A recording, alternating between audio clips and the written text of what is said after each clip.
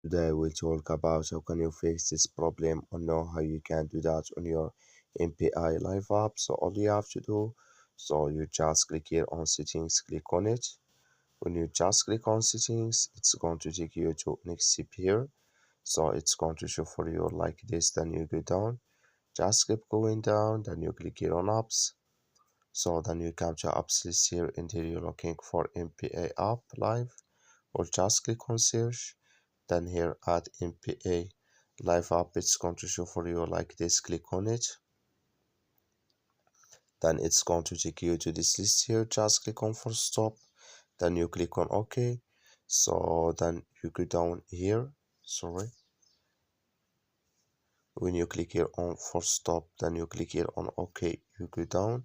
Then you click here on storage, come to storage list here.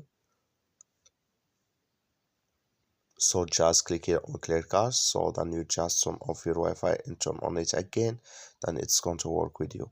That's all you have to do. Thank you for watching. Don't forget to support us by liking, subscribe.